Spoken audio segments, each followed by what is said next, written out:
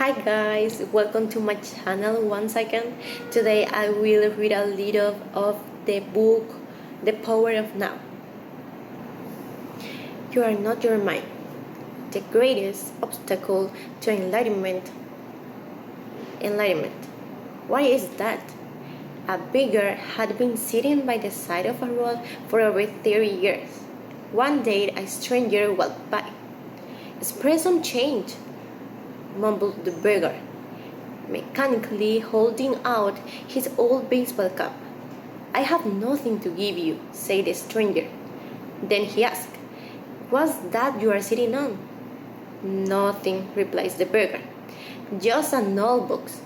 I have been sitting on it for as long as I can remember." "Ever look inside?"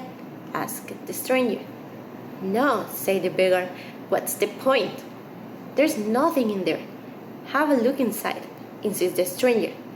The beggar managed to pry open the lid. With astonishment, disbelief, and elation, he saw that the box was filled with gold. "I'm that stranger who has nothing to give you and who is telling you to look inside. Not inside any box, as in the parable, but somewhere even closer inside yourself." "But I'm not beggar," I can hear you say. "Those who have not found their true wealth, which is the radiant joy of pain and the deep, unshakable peace that comes with it, are beggars even if they have great material wealth. They are looking outside for scraps of pleasure or fulfillment, for validation, security, or love, while they have a treasure which not only includes all those things but is infinitely greater than anything the world can offer. The word enlightenment conjures up the idea of some superhuman accomplishment, and the ego likes to keep it that way, but it's simply your natural state of felt oneness with being.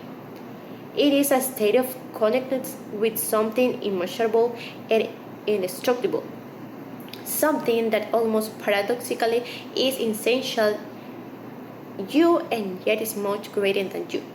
It is finding your true nature beyond name and form. The inability to feel disconnected gives rise to the illusion of separation from yourself and from the world around you. You then perceive yourself consciously or unconsciously as an isolated fragment. Fear arises and conflict within and without becomes the norm. I love the Buddha's simple definition of enlightenment as the end of suffering. There's nothing superhuman in that. Is there? Of course. As a definition, it is incomplete. It only tells you what enlightenment is not. No suffering. But what's left when there is not much suffering? The Buddha is silent on that, and his silence implies that you will have to find out for yourself. He uses a negative definition so that the mind cannot make into something to believe in or into a superhuman accomplishment, a goal that is impossible for you to attain. Despite this precaution, the majority of the Buddhists still believe that enlightenment is for the Buddha, not for them, at least not in this lifetime. You use the word being. Can you explain what you mean by that? Being is eternal, ever-present, one life beyond the myriad forms of the life that are subject to birth and death. However, being is not only beyond but also deep within every form as an enormous, invisible, and indestructible essence. This means that it is accessible to you now as your own deepest self, your true nature. But don't seek to grasp it with your mind. Don't try to understand it. You can know it only when the mind is still, when you are present, when your attention is fully and intensely it now. Pain can be felt, but it can never be understood mentally. To regain awareness of pain and to abide in that state of feeling realization is enlightenment. When you say pain, are you talking about God? If you are, why don't you say it? The word God has become empty of meaning through thousands of years of misuse. I use it sometimes, but I do sparingly. By misuse, I mean that people who have never even glimpsed the realm of the skrill the infinite vastness behind the word, use it with great conviction as if they knew what they are talking about, or they argue against it, as if they knew what it is that they are denying. This misuse gives rise to absurd belief assertions and egoic disillusions, such as mine or God is the only true God and your God is false, or Nietzsche's famous statement, God is dead. The word God has become a closed concept the moment the word is uttered. A mental image is created no longer, perhaps of an old man with a wiper, but still mental representation of someone or something outside you. And yes, almost inevitably, a male somewhere or something. Neither God nor being nor any other word can define or explain the ineffable reality behind the word. So the only important question is whether the word is a help or an hindrance in enabling you to experience. That toward which it points, does it point beyond itself to that transcendental reality? Or does it lend itself too easily to becoming no more than an idea in your head that you believe in? A mental idol? The word being explains nothing, but nor does God. Being, however, has the advantage that it is an open concept. It doesn't reduce the infinite invisible to a finite entity. It is impossible to form a mental image of it. Nobody can claim exclusive possession of being. Is in your very essence, and it's immediately accessible to you as the feeling of your presence, the realization I'm that's prior to I'm this or I'm that. So it is only a small step from the word being to the experience of being.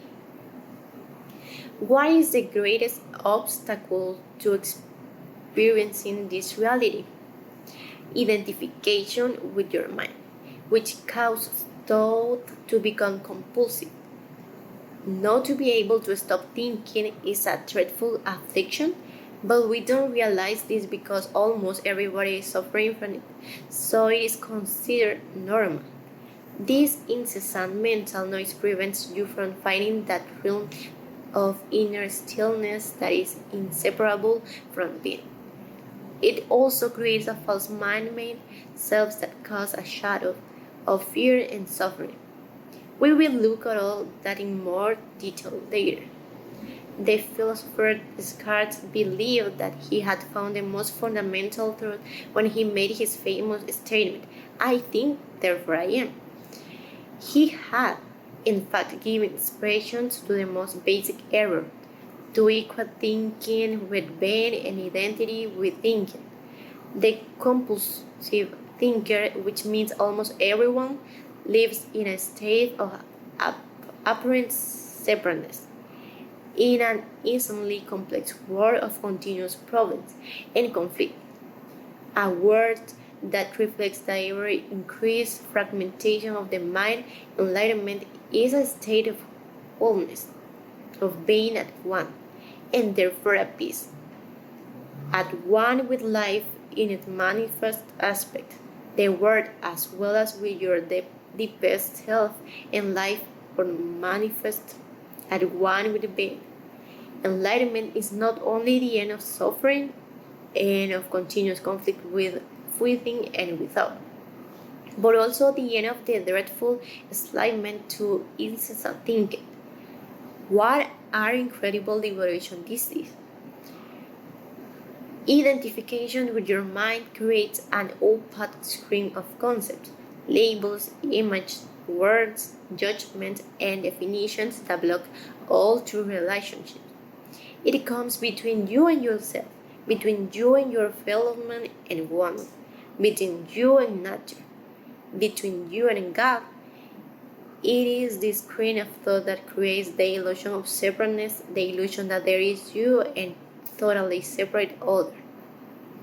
You then forgot the essential fact that underneath the level of psychical appearances and separate forms, you are one with all that.